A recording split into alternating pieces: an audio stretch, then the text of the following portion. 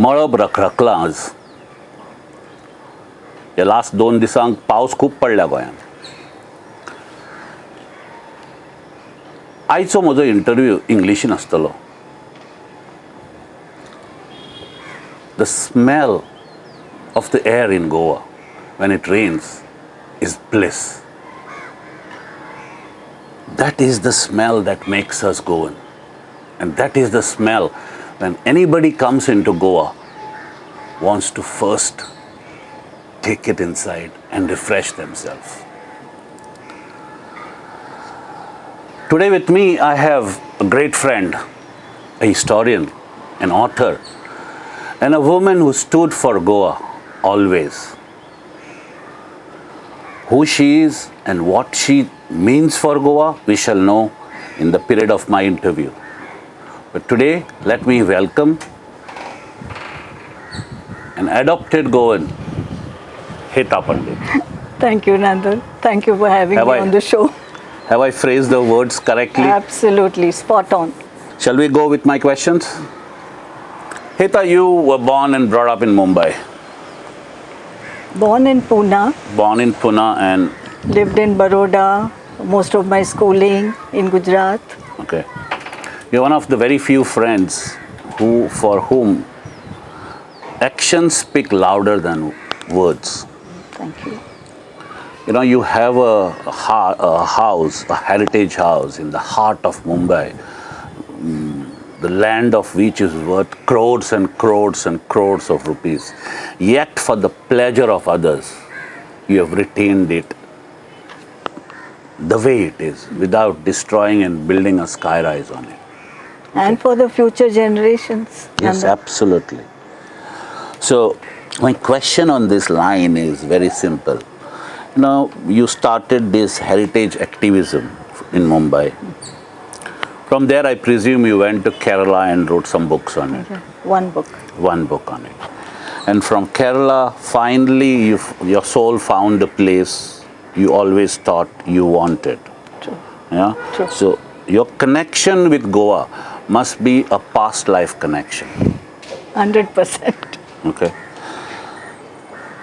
So my question here is, explain to me the journey of a heritage activist. I'll tell you my journey. I first became interested in heritage in Tanzania when I was working with Dr. Jane Goodall on chimpanzee research. Okay. And I had gone to Zanzibar once on a trip with my mother. And I saw that the Sultan of Zanzibar, he had a palace and he had some built structures that were evidence of his history, personal history and Zanzibar's history. Okay. While in the mainland in Tanzania, there was very little of the African history because there was no evidence left of the African houses or homes. Most of the buildings there were either British because Tanzania was a British protectorate, or they were Asian houses, Indian houses. Okay. So nothing of the Africans was there. That is what made me start looking at built heritage as evidence of history. Yeah. Interesting. Then I came to Bombay and I started working with Mr. Shyam Chainani, Bombay Environmental Action Group. Then I became Joint Honorary Secretary of Indian Heritage Society. So I started looking at heritage and started activism, my real activism career over there in Bombay. So you can say I cut my teeth there. Then when I went to Munnar to work in the tea gardens, I had a motorcycle accident, unfortunately. Okay. And while I was getting better, Tata Tea asked me to do a documentation of the bungalows of the tea gardens. Okay. So that gave birth to a book called A Heritage Guide to Kerala. Wow. Then, of course, I came to Goa in 1995, 2nd July 1995. And that became another journey for me. A journey filled with love. Filled with love. Interesting, interesting, interesting. Okay, let me go on this only. Let me ask you a question I don't think anybody asked you. And this is a question I can only ask a non-Goan. What made you fall in love with Goa? See, there are many reasons. But the main reason is that no 2 days for me in Goa are the same. So there's always a surprise round the corner. Either a physical surprise in terms of landscape, trees, the birds, or the wildlife, or anything natural. And the other thing is the people. The people, when I first came in 95 till today, have shown so much love and so much acceptance of me as a person. Personally, I'm speaking. That it's no 2 days for me are alike. And the other thing is by way of intellectual property or information, what we say research. Anything you try to research, you'll get new information, new people making contributions to that information. So there's a learning all the time. Not one day have I felt, oh, I know that. Now there's nobody going to teach me anything more about that subject. Interesting, interesting. So that means you feel that Goa is always a surprise. Yes. Okay? Yeah. And there is a new story born tomorrow, Right. every day. Yeah. So of all these factors that made you fall in love in Goa, is what would you tell us Goans? How should you protect the thing that we all love now? I won't tell you what to do. I can only tell you what happened to me. Okay. Fall in love with yourself, with your own family history, with the artifacts and the objects that you have inherited from your family. Preserve them.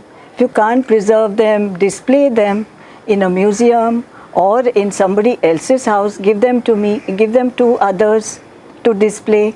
So many of my friends have not been able to preserve their own things. They've said, Heta, you keep it, you display it. Like brass utensils which they don't use anymore, pots and pans which they don't use anymore, grinding stones, for example. I presume you have written I've written stories a book, on grinding stones. Grinding stones. I think that is our DNA. You know, everything that we have eaten is from the grinding stone. On the same lines, let me ask you the next question is, what are your priorities for conservation? See, a lot of Goans want to conserve it. We have to, and I think you should split this question into priorities for conservation of state-owned properties, public properties. Priorities for conservation of religious places, okay, and priorities for conservation of private areas. My question is, how do we preserve them? There's no pat answer. You can't say, oh, this is a thumb rule and everything should be preserved. No. But one of the things you can do is adaptive reuse. Okay. For example, you have, let's say, an old jail. Okay. For example. Okay. You cannot use it as a jail anymore. You want to take it to another level. Okay. Take it to another level. Okay. But use that building, use that property as a shell. Okay. To adapt it to new use. Okay. And conserve all the elements that are there, the historicity that is there, the historical value of the structures that are there. Enhance them, take them to the next level. Let people see, let people visit, and see what was going on in the jail in the past and how we can take it forward into the future. Okay. Now this part is beautiful for a project that is owned by the government of Goa. Now let's go to the religious buildings. There are a lot of religious structures. Even small crosses are there. There are small temples which have a lot of history embedded in it. How do you preserve them? It has to vary from case to case, Nandan. You cannot say that there is a general rule. But again, I'm going to sound like a broken record. Today we don't have any regulations or any guidelines in place. And as you know, we have been talking about guidelines and regulations for the past 20 years. Right. What you can do, what you cannot do. What are the controls? What are the scope? What is the limitations? Enjoy your properties. Enjoy private, secular, religious, public, all your properties. Don't destroy them. But how can you ensure that there are no ad hoc and whimsical decisions? You can ensure that only when you have regulations in place. Right. You give them incentives, and change of use is a very important factor in this also. You allow change of use. A residential building or a house can become a boutique, can become a restaurant, can become a shop, can become a cafe, can be used as a kitchen for another restaurant next door. All these is possible if you put regulations in place. So you mean to say, have you not, you are part of the whole organization that thinks about such things? I think your dream, think, it's a 24-hour process. So you mean to say you have never gone and made a representation to the government? We have been making representations to the government. We made one very recently. We made one 2 weeks ago to our TCP Honorable Minister. So I mean it is always apply and no reply? No, some things have happened. Okay. In 2010, for example, they have formulated certain regulations, but to my mind they're not adequate. There was a list also prepared, but the list is also not adequate. For example, if I tell you that there's Heta Pandit house, Saligaon. If Heta Pandit dies and goes to heaven, and somebody else inherits that house goes off the list. There is no survey number, there is no plot number, there is no ward, there is no description, no address, nothing on that list. So don't you think that that should be evaluated, enhanced, reviewed, and put in proper perspective? It's a thought. I think you should, before the new elections, meet each and every person, person who are doing the manifestos of the political parties. Talk to this and embed this thought process of bringing these legislations in the manifesto. So let Goans vote for a manifesto, and a common manifesto for all political parties. Please preserve Goa. I agree with you entirely. I'll take it up. I'll take it on. Yeah, you go to everybody, tell them this, your manifesto should have this. If you expect me to vote for you, let there be a common manifesto. Let the ideology of protection of Goa be a common cause and a common thought process in all political manifestos. Absolutely, absolutely. Thank you for suggesting that. See, my next question is a question, when I started doing these shows, I started getting a lot of calls from non-Goans. You know, non-Goans, no. Goans who are residing at the diaspora. Yes. You know, Heta, they are staying in some of the most beautiful places in the world. Suppose they say they are staying in London, they're staying in Canada, they're staying in places where there is very rich heritage. And when they go to see this rich heritage, it remembers them of Goa and the great cultural heritage they have left behind. Okay, it reminds me of one of the greatest things that they have attachment to is the ancestral home. Okay. Now let me go next into. Let me ideate with you on this ancestral house. What happens after all the tiles are Mangalore tiles, most of them. Yeah. The walls are of mud, okay? And you need constant care and attention to keep that house in a pristine environment. If they are there and the house is locked, it takes you 2-3 years and the whole house disintegrates. Even when they come back, they have to stay in a hotel, but they can't stay in the house because the house is in shambles. Okay. Now, they are all asking me is how do we maintain these houses? Because today, even if you need a person to do a rafter change, you can't get those kind of carpenters who knew what was the balance of weight on the rafters. Okay. As a heritage activist, for you it is very easy to say maintain it as it is. Okay, but for me, if I go to this thing, I can't find a carpenter. So tell me a thought process which I want all the Goans residing abroad to understand is how do they maintain their houses? We have to set a system in place, Nandan. We have also failed them in that sense. They've gone abroad, so we have cut our links with them. But if they have homes here, they can interact with people here and set a system in place. Now there are people here who will look after your homes. For example, one person I can think of straight away is Devika Martins. Okay. She's not an architect. Okay. She loves Goan houses. Okay. She will find you the right resource people to put your house together, maintain your house in your absence, for example. And even we have a directory of carpenters, masons, roofers, painters, and so on. And one thing I must tell you is that, that it's not necessary that only a Goan carpenter can repair your Goan roof. Now there are people from UP, Bihar, Orissa, Jharkhand who are learning how to do it. Okay. Now how does it matter? As long as the artisans are ready to work. Yeah, but do they know the Goan roof line? Yes. There are people who are learning. काम मिल रहा है. काम करने का है. Oh, interesting. They don't have that emotional connect. For them, it's a job. So,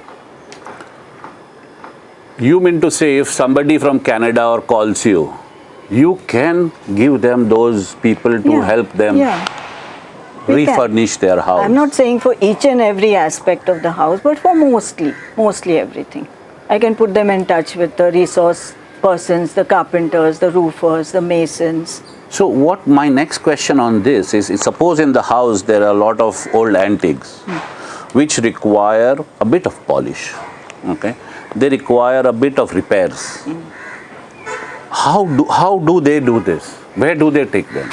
Now, Museum of Christian Art, for example, okay, they don't have a cell, not a lab as such, but they do welcome people who, they entertain people who have these problems, they can solve it. So the best person to contact in that case would be Natasha Fernandez, the curator of the Museum of Christian Art. Okay, so they would. Sometimes it's a question of just taking the dust off, cleaning, and I've discovered something amazing: coconut oil. Apply the coconut. Apply coconut oil with a soft cloth, and you will see your antique shine. Yes. But it has to be virgin. Virgin, cold pressed. It cannot be, that saturated fat cannot. No, a deposit on it. I think even on the floors earlier, they would, the mud tile floor, they would polish it with coconut oil. I've done it myself to make a new floor look old. Okay. You polish it, you scrub it with coconut oil for 3 days continuously. Okay. It will start looking aged. Beautiful, beautiful. On this, my next question to you is, I have a friend of mine who's got a huge palatial house, okay, in Kandolim. So one day he asked me a beautiful question. He said, look, I've been spending so much on this money, on this house, to keep it how it was. But since there is nobody staying there, okay, you require a minor repairs, and if you're not staying there, the house starts crumbling. So he said, what can I do? What kind of business can I do inside that house, where that house will remain, okay? People will see the grandeur of the Goan houses, okay? And yet, whatever comes will be used in the maintenance of the house. So Nandan, there are 2 or 3 things that are already happening in Goa. One is homestays. Okay. People want to come to a heritage house, and especially now because of COVID-19 and the pandemic, people prefer not to go to a hotel where there are like 200 other guests. So they want to go and stay in a homestay, take the entire house to themselves, the entire family comes there, stays there, enjoys. If there's a family already staying there, a Goan family, all the better. because they get a chance to interact with a family in Goa. They get a chance to eat sample Goan food. So it's an amazing experience for the tourist, the visitor who is interested in our heritage. That's one way of doing it. The other thing is Soul Traveling does. They do tours. Now, of course, because of pandemic, I was doing the Houses of Goa tour for them till last year. But we can't take 20 people around because of the pandemic. So now I think Varun takes smaller groups, 5 or 6 people at a time. So tours is another way of doing it. And the other is, of course, as I mentioned earlier, adaptive reuse. Now, in this thing, we talk about a lot of things, a beautiful word called heritage tourism. Okay. Now, this heritage tourism tag we put for everything. Okay.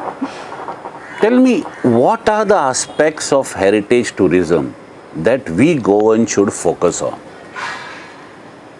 See, we don't see our beaches as heritage, but even that is heritage. Of course it is. It's natural heritage. Yes, absolutely. So there are the forests, there are the estuaries, there are water bodies in the village. All that is our natural heritage.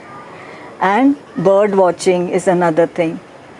Natural heritage, like crocodile watching and so on. When we say heritage tourism, the first thing that comes to mind is houses. But it's not necessary. It covers the entire gambit.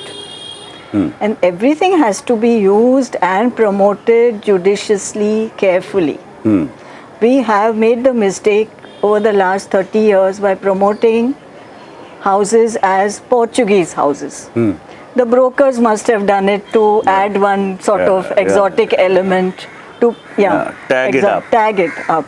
But these are Goan houses, built by Goan craftsmen, for Goan owners, with the input of Goans who have travelled abroad, who have brought back ideas and articles.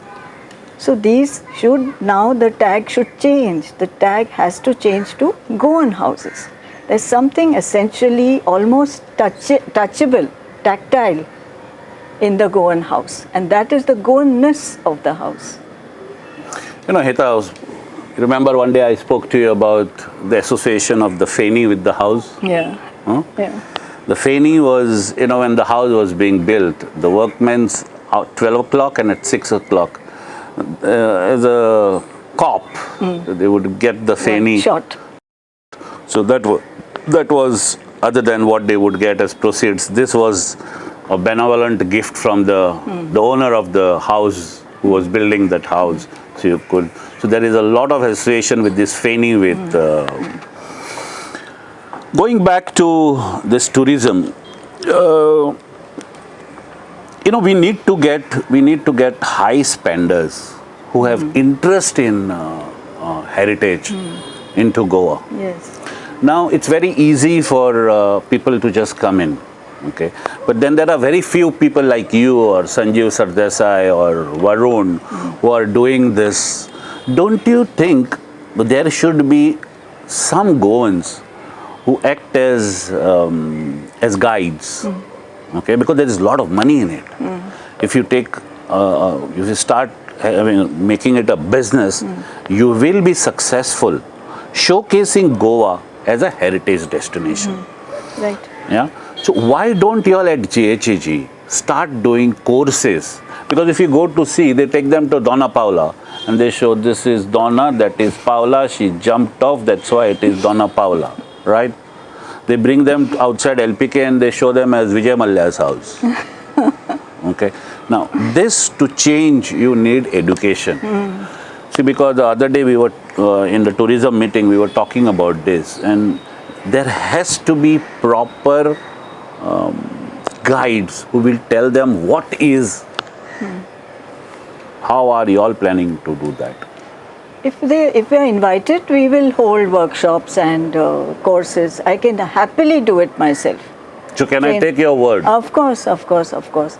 But don't forget one thing, that the house owner himself or herself becomes a guide when you go to their house. So they share stories which are totally unique and amazing.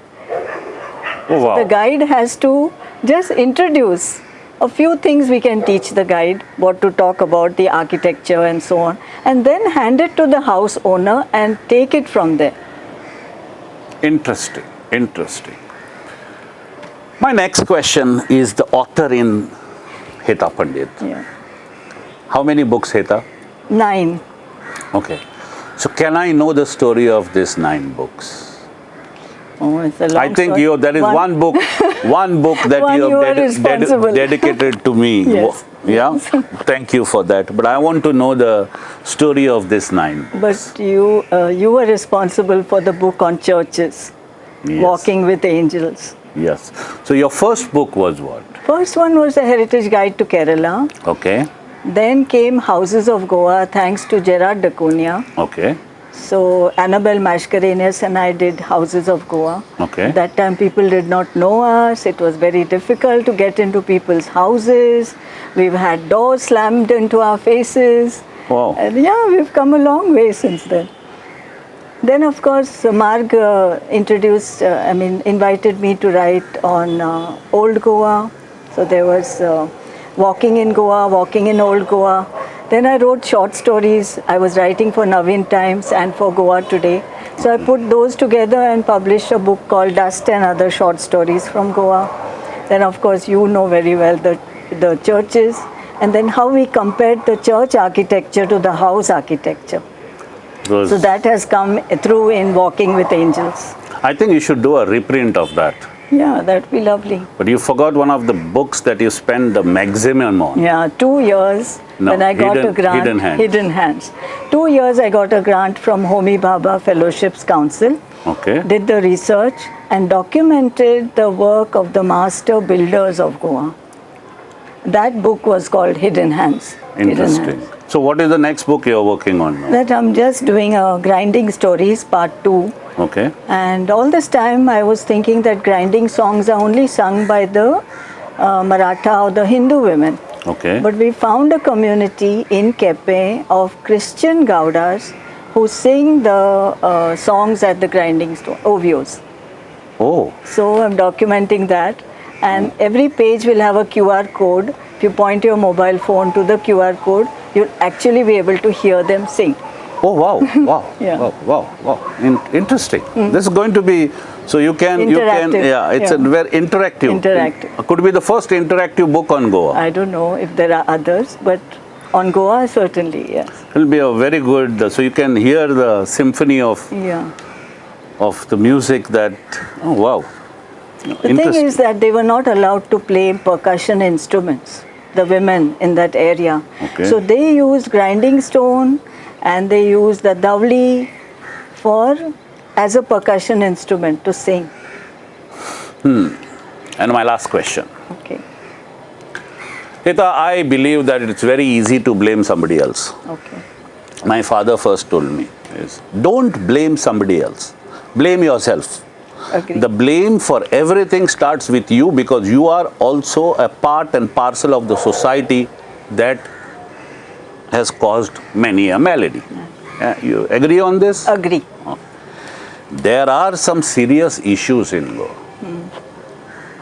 Okay. Now, these issues can be put to right without having any ego and without creating any major follies. What do you say on this? You've known me for 20 years. Yes. Goa Heritage Action Group was also about 20 years old. Yes. And right from inception, we have worked closely with government, with authorities. Okay. Always writing to them, asking them for site visit, asking them for meetings, suggesting putting our ideas forward, always. From that day till today, always want to work with authorities. And I agree with you that you cannot put the blame on anybody's door because the blame, it starts with you.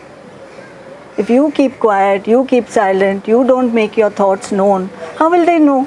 Exactly. How will they know what you think? Exactly. And if you're wrong, please tell me I'm wrong. Absolutely. Tell me I'm wrong. I'll Absolutely. be happy to bow out of the picture. Oh. But when I go to somebody, I go with research, I go with conviction. And if I'm wrong, I'll be happy to admit that yes, I made a mistake. You were right, I'm wrong. Oh, that's, that is one thing. Admit that you are wrong. It becomes a little difficult for some. Not for me. For you, that simplicity overrides everything. Well, I will take that up with you on getting a group of people to be the guides, Yeah, sure. to show the story of this motherland. Okay, and all the best on your next book. Thank you. Thank you. Let's take this forward. I want to do one more with you as the days come on very specific aspects on that book which you wrote, Walking with the Angels. Okay. Let's do one more story soon. Sure. Thank you very Nandan. much. Thank you.